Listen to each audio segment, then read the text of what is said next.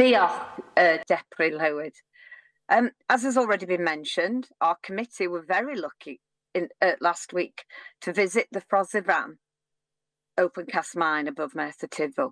This was an extremely informative and enjoyable visit, actually, where we were taken through the incredible work that is already ongoing to restore this Opencast mine back to, a site of historical value, but also one where there will be environmental benefits and biodiversity as well.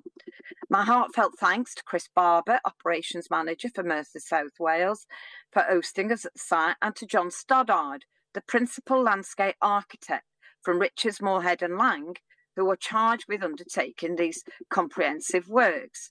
Prior to that, it's fair to say during committee, we'd taken evidence and, I was very concerned when, there was talk of pollution on the site, with the waters that have gathered in the pits that they've actually started to improve, the deep mine, I should say.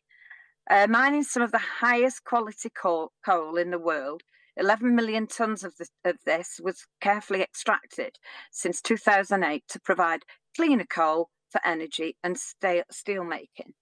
The mine was closed after a 9-month extension was refused, resulting in the sad reality that Wales must now import impure and dirty coal from abroad, potentially causing more harm now to our environment than would otherwise have done should Ffrosibran remained operational. However, when speaking on site, it's fair to say we cannot go backwards now. It would simply cost too much to extract the amount of coal to bring back all the equipment in to extract. So it's how well the site is restored. And, again, as Claire has said, it's important that the community is involved. So they need to restore the site. I understand the figure of £15 million has been allocated by the company to do this.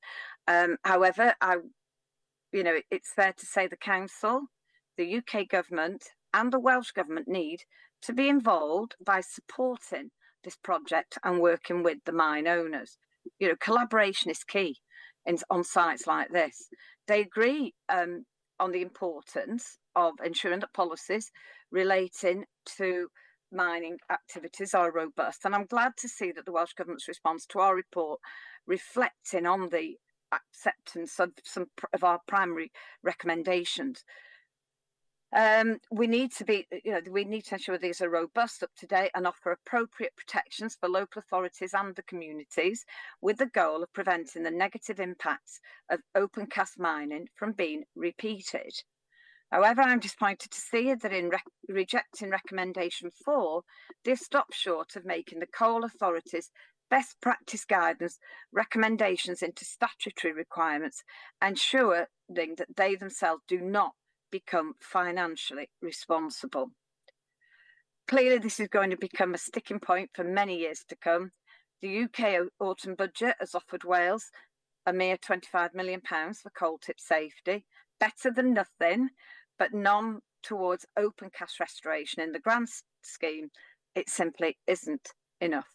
The reclamation scheme at this mine is expected, this one mine I should say, is expected to cost around the 15 million, with a key objective of the scheme to implement a progressive, cost-effective and sustainable restoration scheme.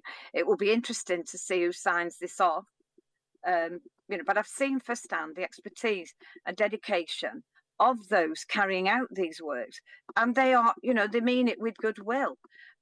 What was fascinating for us as a committee was to learn that where they've actually done some of the remedial works, they're seeing lesser crested newts and other biodiversity. Interesting new grasses are growing, and long term there are peregrine falcons nesting there now. I'd like to thank Merthyr Tydfil County Borough Council for their response to our report. They have agreed crucially to recommendation 22, which concerns wastewater. On this, I would just say that Ffrosibran made it clear to us that concerns over contaminated water being discharged were unwarranted. They have signed up to all the NRW regulations and agreements. They're not as we were told, they're not behind on anything. So maybe this should be seen as a good practice when remediating these sites.